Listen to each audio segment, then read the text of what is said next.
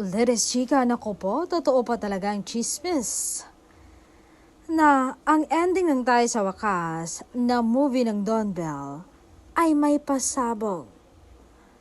Ang siyang magre-reveal kung ano ang estado ng kanilang buhay pag-ibig na yayanig sa buong showbiz.